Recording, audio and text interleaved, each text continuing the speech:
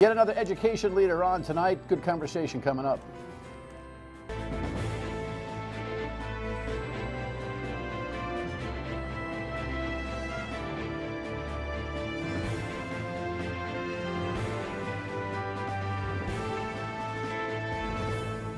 The Dan Yorke State of Mind program is brought to you in part by Lookout Rhode Island and Takeo Comfort Solutions. I often say that Rhode Island College is the best value for education that we have in New England. A lot of you say, really? Other than those of you who have actually paid very little tuition and got a lot out of it and say, yeah, I don't have the loans that my contemporaries do or did. Or parents who are able to say, yeah, my nephew spent $65,000 at this joint and is making $27,500 and I can't figure that out. But my kid, spent $7 or $8 grand at RIC per year, has some debt about $10,000 or $12,000 and is making $40,000. This is a math game in a lot of ways, and I think what Rhode Island College has done here in this state over time, and some of the new cool things that are happening there, only enhance the conversation and ought to give you a little bit of a pause when the ego gets in the way of decisions about where one goes to post-secondary school. So having said that, the president is here, and we'll get into that in a moment. But a couple of things in the news. Welcome in on this. What is today? Wednesday? Wednesday. Hey, 60 degrees today. Felt like spring a little bit, right? Headline out of Washington. Lexi was trying to shake it up tonight. Headline out of London. I guess they don't understand what a market crash really is. But U.S. stock market crash. China retaliates with monster trade sanctions. The president has an itch to scratch here. I don't know if he's wagging the dog or he's just completely unleashed and has a whole bunch of things that he wants to just get done. That was yesterday's close, which was a lot less than the low. At press time, those of you who watch the show regularly should know, and if you just tuned in, hey, nice to have you. We tape early in the afternoon, and we're somewhere around a couple hundred down Dow Jones level, which is not a crash by any stretch. It's not even a correction, though. It is a reaction to what's going on between the United States and China, and as we say in Rhode Island. And the thing here is that I just don't think the president has a rhyme or reason other than suggesting that he's got to punch China in the nose. He just did, and they just punched back. And so we've got mutual $50 billion, 25% tax levies going on here. But China is hitting us where, guess what? The Great Plains and a lot of the constituents that support Donald Trump in the 35% happen to do business. And so I would imagine that any moment now he'll start to wheel it back, because that's what he does. He barks or throws up, depending on your perspective, and then wheels it back. Stay tuned. If this market has a week or two of this, believe me, he who is responsible for this wonderful market, so he tells us, will do something to pull this thing back. In the meantime, he seemingly is, reportedly, is very happy about this headline. And I'm not exactly sure why, because even though he has been advised that he is defined by the Mueller people and the FBI as a subject, it is pretty evident that a subject can become a target at any particular point. If you want to get bogged down on the definitions, a subject is somebody they're interested in the middle of an investigation. A target is somebody they're convinced has a criminal culpability. It can happen really fast, but can we just take a pause here for a second and think about any kind of celebration over the idea that the president is only the subject of an investigation on Russian intervention into our democratic process? I think that's a pretty low bar, which has been kind of commonplace with this administration. Let's come home for a second. I wanted to put this up because I think this is kind of fascinating. This is on the front page of the Providence Journal today. By the way, the other front page story is on sports gambling, and we'll get into that as we get closer. We've actually spent too much money in the proposed budget for something that's not even passed and or cleared by the U.S. Supreme Court. But on this particular headline, Giovanni Ferrosi, who is running for governor as a Republican, is all jammed up, reportedly flat broke, unless he's got money in a pillowcase somewhere, and he just seems to think that it's not going to matter to the constituency. He's, of course, been on the program, and I get a kick out of him, and he has been an acquaintance for a long time of many, many people, and has quite the resume and interesting saga. And, of course, success at Alex Anani before he hit the skids there, took all his money, put it in this Bender's company, and lost it. He's a real enigma. Look at this tweet that he put out. I will fix UHIP. No matter how much those in power will try and keep me from getting elected, they won't stop us. Change is coming. And he actually he wrote an essay on Twitter, which is, people have a lot of patience for that. I don't. It's like 13 tweets, you know, paragraphs that actually would come out to an op-ed piece if you read the whole thing. And he describes specifically what he thinks he has learned about the problems with UHIP. And it's an actually very good read. And it's got me thinking, okay, now I got to look into all of these technical assertions that he's making. If you follow him on Twitter, read his essay on Twitter, and then try to figure out whether this guy is just a flaming nutcase or an Einstein. I think it's going to be interesting to see if he gets any traction in this race. And we'll bring him back and ask him that very question. He gets a kick out of that, to his credit. All right. There's the headline. A little while ago. This is the, I don't know, is it fair, Mr. President, to call you the new president of Rhode Island? Oh, we've tried. Thank God there was no snow today. We finally got you in here. It is great to see you. It's great to see you. You know, I'm approaching my second year already, finishing up, so I don't know if you can call me still. You're not new. I'm sorry it's taken so long to connect with you. Here's the thing, though. I don't know if I told you this when we first met, when you first came in. You're new here for at least a decade in Rhode Island. There's the culture here is that you're barely stopped by. You know, I'm here 18 years, and I think I have long-term visitor status. So just, I'm sure you've heard that. I'm sure you've heard that over there. Absolutely. How's biz? Biz is going great at the college. You know, you started out kind of the segment talking about the value of Rhode Island College, and you know, over the last 2 years that I've been there, we have worked hard to improve the quality, the value, and the real innovation at the college. But just a kind of quick case in point about the value and the affordability of the college, we were just recognized by the 2018 bestvalueschools.com. They rank every higher education institution in the country. We were recognized in their 2018 most affordable top 100 most affordable universities in the country. We're number 36 and number 1 in all of New England. And so the value... Actually, I hadn't even seen that. So my speech is sans that information. Good to know. No, it was perfect because the value for decades has been extraordinary there. But it's starting to even rise even higher. For example, we're going through a fairly significant modernization and renewal campaign at the college. From the physical plant in the buildings to curricular renewal, it's happening on many, many levels. In fact, just this summer, we opened up a completely redesigned Gage Hall for today's students. It hadn't been touched in literally a half a century. And now it is completely redesigned, renewed to teach today's students what they need to know for the economy. In the next 9 months, our largest academic building, Craig Lee, that will open up completely transformed and renewed. And so the value of the RIC degree is escalating. In terms of curriculum, we have spent the last 9 months to a year completely rethinking the curriculum and education in our School of Education. We've gotten feedback from principals and superintendents when I first arrived that for many years Rhode Island College School of Education had been strong, but the comments came back that didn't put in the light that I don't think any of us were comfortable with. So we decided to take a hard look locally as well as nationally and regionally where teacher education schools are going forward, and we decided, you know what, we're not there. We need to look and dig in and look at our curriculum, and it's going through a transformative renewal as we speak. We're working closely with the Commissioner of the Rhode Island Department of Education. We're working with superintendents and principals and teachers to renew that curriculum so that we can once again be that national leader in teacher education. All right, so this might be the easiest interview I've done in a couple of weeks. That was a good one. When we come back, we'll ask about the tuition increases, modest as they are, and talk a little bit about collegiate politics in the state. Stay with us.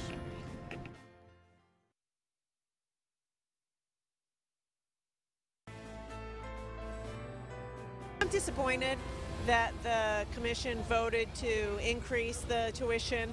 I have worked very hard to keep tuition affordable, and you know, it's a very small increase, It's only a couple percent, and they're using the money to increase financial aid, so all of that's good. But still, I wish they had kept it flat. Yeah, the governor, who wants to have it every single way that she can, more worried about politics of re-election than she is about just assessing whether or not that was a zero-based, natural request on the part of both URI and CCRI for an increased budget. She did, in her proposed budget, look for $9 million spread over the three institutions, URI, RIC, and CCRI. Right now, she's only introduced $1 million, and so another $1 million in operating is not enough to keep up with what you want to do. And you ask for a modest increase, which is going to be, what, a few $100s per pupil over the course of a calendar year? Yeah, in fact, a little less than that. It's going to be about $153 per year per student.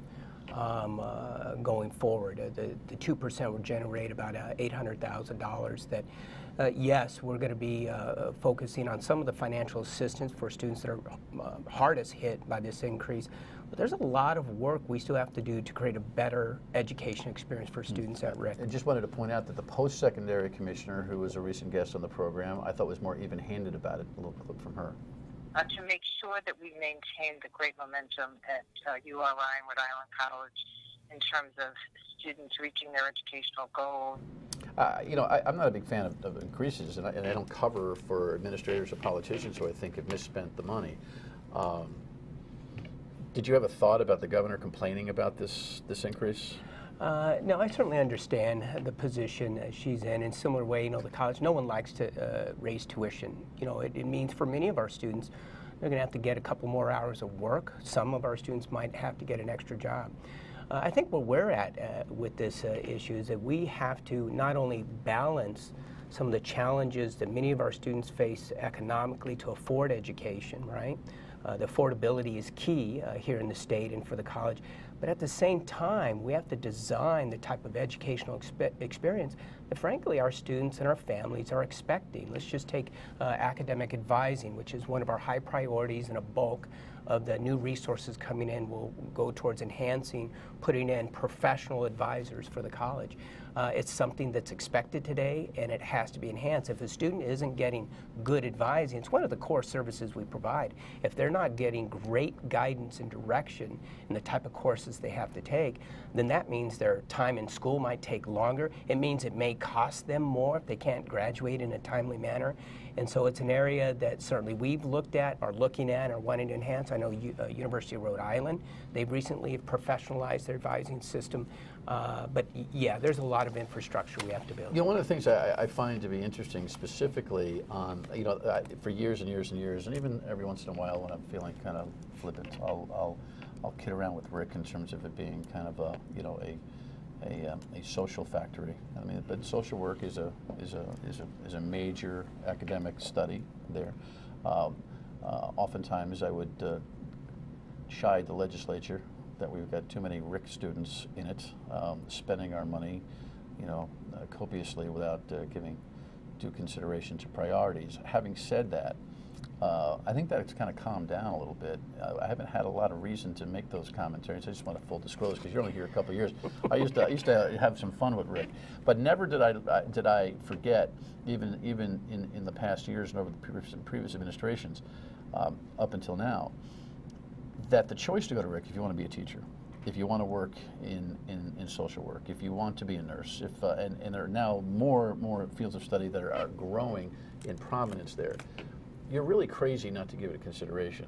I mean, my daughter has recently graduated from URI, and she has a bunch of friends who are nursing students, some of whom have gone to $50,000 and $60,000 tuition per year colleges, who will come out, you know, doing good work, making $35,000, $40,000 a year to start as nurses, and the math just doesn't add up. It doesn't. And you know, when you're done with the degree, and after you do that walk across the stage, and after you begin employed, and after you find out what a net check is, which most students don't understand, those who went to RIC are breathing a little bit easier. Yeah. Yes? Yeah, absolutely. You know, Dan, one of the biggest surprises I've had in the last 2 years is actually this very narrative, this perception that the only reason why you go to lesser education, that there's a less quality of education. Right. I mean, let's just talk about nursing for a moment. Sure. Okay. Arguably, I think the School of Nursing at Rhode Island College is among the leading schools of nursing in all of New England. Let's just take, for example, and these are hard metrics. National exam, NCLEX exam, you have to pass that exam in order to become a nurse. This past quarter at Rhode Island College, we had a 95% pass rate. That's 10 percentage points above the national average. Let's take simulation, the new trend in educating the best nurses on the planet go through high technology-based simulation labs. We just received an accreditation only 7 schools in New England have received, and we're one of 100 in the world that have this. It's called a Society of Simulation in Healthcare accreditation. These are part of the Rhode Island College experience. And then now, of course, in partnership with URI and Brown University, we have this incredible nursing education center, truly state-of-the-art nursing education facility that is going to prepare our graduates not only to be effective and on the cutting edge in Rhode Island, but literally to go anywhere around the country to be a great nurse. So, all this aside, what's the downside right now? What are you working on? What are you in there to improve? Well, gosh, there's a lot of improvement. Certainly, I've talked about the physical plan, the facilities, curricular renewal. I think, I don't know if it's a downside, but something we got to work on is the state narrative about the quality and the value and the real innovation that's right here in Rhode Island. I mean, we're a significant engine for economic development for this state. You know that today, 70%, no other school can say this, 70% of our graduates, they stay in Rhode Island. So they're getting jobs, they're raising families, they're contributing to the economic base. And 70%. What's the percentage of enrollment at RIC from Rhode Island? It's got to be at least that high. Oh, it's higher. Higher. Yeah, it's 87% of our students come from Rhode Island. Yeah. And so we play a critical role in the economic vitality of the state, which means when you look at the quality and the value and the innovation at the school, it's a natural pipeline to support the state. I'm guessing CCRI has a little bit more of a challenge with this, but are you disappointed over the academic acumen and performance levels of your incoming freshmen from the state system? You know, I don't know if I'm disappointed. And the reason why I say that, as you know, historically, really the legacy of Rhode Island College, why it was founded as the first public institution in Rhode Island in 1854, it was actually created to support a growing immigrant population and blue-collar working-class family. It was an institution of opportunity. And so that means, as a state public institution, provided you meet our requirements, right, our admissions requirements, we're going to provide you the support and guidance in order to be successful in whatever field you choose. And that's frankly part of our mission. That's part of our state mission here in Rhode Island. All right, when we come back, we always talk to our public educators about the commitment of our General Assembly, which I think is woefully short of where we need to be. Stay with us.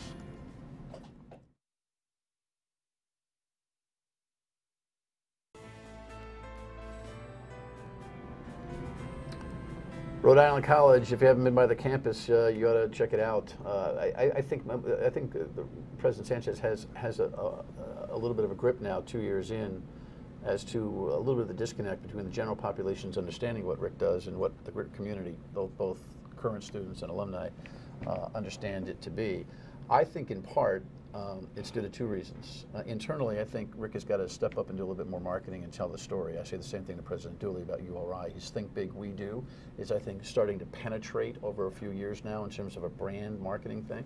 You guys may want to think about doing that at Rhode Island College. The other thing, though, is that the General Assembly and its contribution, its priorities, being the taxpayers' priorities to funding these institutions, I think is woefully low. I know 9% of the operating funds at URI come from the General Assembly. What is your percentage? It's about, from the General Assembly, it's about 40%. 40%? Okay, yeah. That's a lot higher than URI. Obviously, the numbers are bigger. Do you agree with me that you could use a little bit more help from the state side? Oh, without question. And for what? Well, let me just say, I think nationally this is a challenge for higher education institutions. States are declining. I mean, you can just look across the border in Connecticut. Saw significant hundreds of millions of dollars taken out of higher education. So this is a challenge across the country. Why is it? Leaning on tuition as a basis, like you know what? We'll let that, when that thing explodes, we'll worry about it then. But until then, let that thing take care of it. Yeah, no, I think it's a challenge of balancing any variety of priorities. You know, whether it's infrastructure. Some states deal a lot with significant dollars into prisons, and then where does education fall into the mix of that? And so it's prioritization, and unfortunately, at many states around the country, higher education is kind of going to the wayside. But there is this perception in Rhode Island of what Rhode Island College was and what it's become. Kind of to your point, you know, when I first got here, I'd oftentimes ask a question, you know, what percentage of our students are enrolled in teacher education? And it would almost always range between 40%, and I've heard as high as 90% of our students enrolled in teacher ed. And yes, we're still the largest provider of teacher certificates in the state. But today, 17% of our students are enrolled in teacher ed. Over the years, we've become this comprehensive public institution, nearly 90 different degrees and programs. And that's part of this narrative, part of the brand we got to get out. You come out from the Midwest. You come in from the Midwest. I'm sure you experienced some of what I did, which is you heard a lot about only in Rhode Island, and you probably rolled your eyes for the first couple of months. Now 2 years in, there's a bunch of only in Rhode Island, so you're probably thinking, holy cow, they're right. What's one of them or two of them? Only in Rhode Island. Or, I mean, no, the culture is unique. It's very unique, and this is both a pro and con. But I think it's very unique and distinctive that with the size of the state, there's access to whether it's legislators, the governor's office, industry leaders, community-based leaders. There's great access. You can't say that, and I recently came from New York City at a very large system. You didn't have access, remote access to the governor's office. You didn't have access to the commissioner on higher. I was in a meeting today with the commissioner of higher education and the commissioner of K-12. And so that is very unique and distinctive. Now, again, as a higher education leader, there's pros and cons to that because there's a lot of folks that are very passionate and very committed to the success of education. They all have ideas on how to make that work. And so there's a little bit of balancing game. But I'll tell you, to be able to have the top leaders, to be able to sit at the table with them, is very distinctive, very unique, and I think a real strength of the state. Yeah, cool. Good work. You get the handle on an institution. But I think you're right, though. You agree? You guys got to tell your story a little bit more. You got to be out there. Yeah. You need a brand. It's I think the brand. I'm not saying that people don't know the institution for what it is, but an investment in reminding, I think, will go a long way. Yeah, I think, and you can expect a reintroduction of Rhode Island College to the public very, very soon. Awesome. Don't be a stranger. Great. Good to see you. It's a special day, by the way, not for the right reasons.